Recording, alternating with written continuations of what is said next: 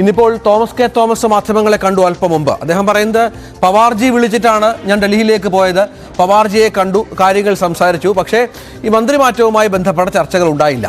പക്ഷേ മന്ത്രിയാകണമെന്ന ആവശ്യം ഉന്നയിക്കാനും പ്രകാശ് കാരാട്ടിനോട് ഇക്കാര്യം ശക്തമായി റെക്കമെൻഡ് ചെയ്യണമെന്ന കാര്യം പറയാനും അതിന് പവാറിനെ പ്രേരിപ്പിക്കാനും മറ്റുമാണ് തോമസ് കെ തോമസ് ഡൽഹിയിലേക്ക് പോയത് എന്ന കാര്യം വളരെ വ്യക്തമാണ്. തൽക്കാലം മറ്റു സംഘടനാ കാര്യങ്ങളൊന്നും കേരളത്തിൽ ചർച്ച ചെയ്യേണ്ട സാഹചര്യമില്ല. പക്ഷേ ആ നീക്കങ്ങളൊന്നും ഫലപ്രദമായില്ല, പവാറിനെ പോലും കാണാൻ സാധിച്ചില്ല എന്നാണ് പുറത്തു വരുന്ന വാർത്തകൾ. എന്താണ് ഈ തോമസ് കെ തോമസ് ക്യാമ്പ് ഇതുമായി ബന്ധപ്പെട്ട് പറയുന്നത്? ഇനിയുള്ള തുടർ നീക്കങ്ങൾ ഇവരുടെ എന്തായിരിക്കും?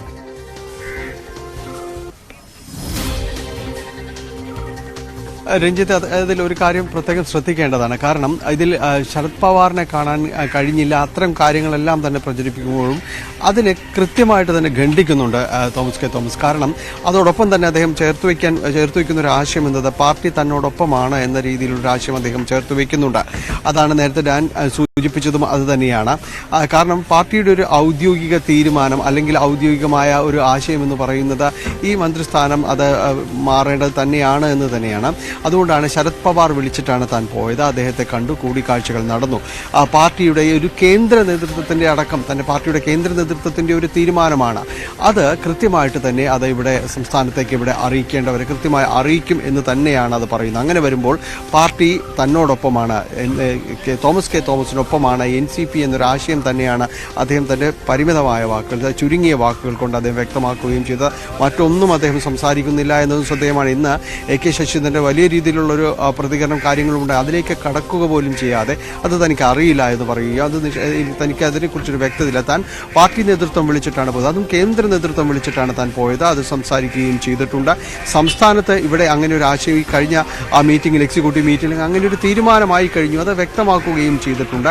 അത് കൃത്യമായിട്ട് തന്നെ സംസ്ഥാന നേതൃത്വം കൃത്യമായിട്ട് തന്നെ അവിടെ അറിയിച്ചിട്ടുണ്ട്, തന്നെ വിളിപ്പിച്ചതനുസരിച്ച് താൻ അവിടെ പോയിട്ടുണ്ട്. അപ്പോൾ അത് ഒരു തീരുമാനമായിരിക്കുന്നു, അത് ഇനി ഇവിടേക്ക് അറിയിക്കേണ്ട ഒരു കാര്യം മാത്രമേ ഉള്ളൂ എന്നാണ് സാങ്കേതികമായി അദ്ദേഹം വിശദീകരിക്കുന്നതെന്ന് ആ വരികളിൽ വ്യക്തമാണ്.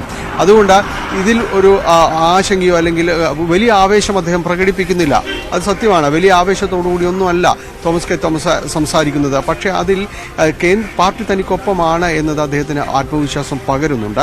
വലിയ രീതിയിലുള്ളൊരു പ്രസ്താവനകളിലേക്കോ കാര്യങ്ങളിലേക്കോ ഈ ഘട്ടത്തിൽ കടക്കേണ്ടതില്ല എന്ന ഒരു നിർദ്ദേശം അദ്ദേഹത്തിന് ലഭിച്ചിട്ടുണ്ട് എന്ന് തന്നെയാണ് മനസ്സിലാക്കാൻ സാധിക്കുന്നത്. പാർട്ടി അദ്ദേഹത്തിനൊപ്പം തന്നെയാണെന്ന് അദ്ദേഹം വിശ്വസിക്കുകയും ചെയ്യുന്നു, അതിൽ ആശ്വസിക്കുന്നു. വൈകാതെ ഒരു അനുകൂല തീരുമാനമുണ്ടാകുമെന്നൊരു പ്രതീക്ഷ തന്നെയാണ് അദ്ദേഹം പങ്കുവയ്ക്കുകയും ചെയ്യുന്നത്.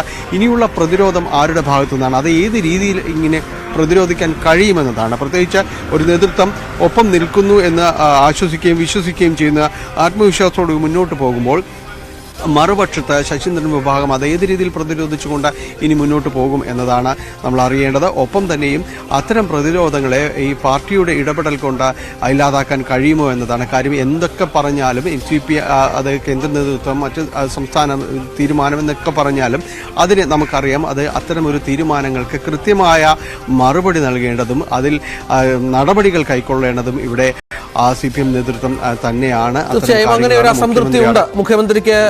തോമസ് കെ തോമസിന്റെ സമീപകാല നീക്കങ്ങളിലും അദ്ദേഹത്തിനെതിരെ വന്ന 100 കോടിയുടെ ഒരു കോഴ ആരോപണമുണ്ട്.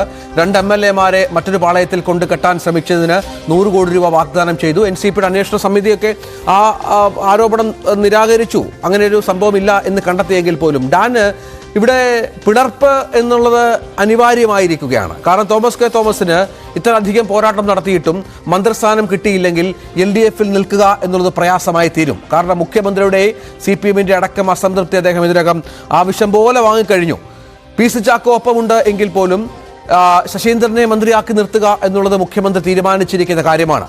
TP രാമകൃഷ്ണൻ പറഞ്ഞു വെക്കുന്നത് അങ്ങേരെ ആവശ്യം പോലും മന്ത്രിസ്ഥാനം സംബന്ധിച്ച ചർച്ച പോലും LDF-ൽ നടന്നിട്ടില്ല എന്നുള്ളതാണ്. അപ്പോൾ തോമസ് കെ തോമസിന്റെയും PC ചാക്കോയുടെയും മാത്രം ആവശ്യമായി ഈ മന്ത്രിമാറ്റം മാറുന്ന പശ്ചാത്തലം ഒരുങ്ങുകയാണ്. അങ്ങനെ വരുമ്പോൾ അത് സമ്മതിച്ചില്ല എങ്കിൽ പിളർപ്പ് അനിവാര്യമാവുകയാണ് ആ പാർട്ടിയിൽ.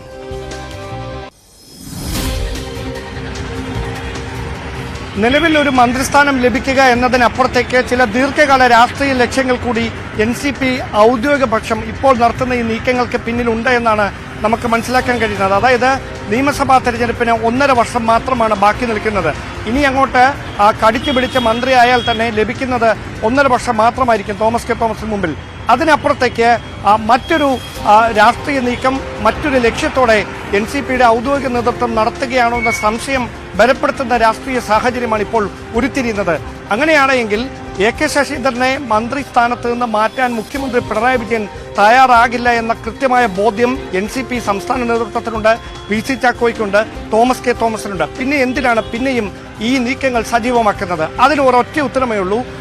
ഈ ഒരു കാര്യത്തിൽ വിയോജിപ്പ് രേഖപ്പെടുത്തിക്കൊണ്ട്, അതായത് തോമസ് കെ തോമസിനെ മന്ത്രിയാക്കണമെന്ന NCP സംസ്ഥാന ഘടകത്തിന്റെ ആവശ്യം മുഖ്യമന്ത്രിക്ക് മുമ്പിൽ പലതവണ ആവർത്തിച്ചിട്ടും മുഖ്യമന്ത്രി അത് അംഗീകരിക്കാൻ തയ്യാറാകാത്തതിൽ പ്രതിഷേധിച്ചുകൊണ്ട് NCPയുടെ മന്ത്രിയെ പിൻവലിച്ചുകൊണ്ട് മുന്നണിയോടും മുഖ്യമന്ത്രിയോടുമുള്ള വിയോജിപ്പ് പരസ്യമാക്കി പുറത്തേക്ക് കടക്കുന്നതിന് സ്വയം ഒരു വഴിയൊരുക്കുക. ഇങ്ങനെയൊരു നീക്കമായിരിക്കാം ഒരുപക്ഷെ NCPയുടെ ഔദ്യോഗിക നേതൃത്വം ഇപ്പോൾ നടത്തിക്കൊണ്ടിരിക്കുന്നത്.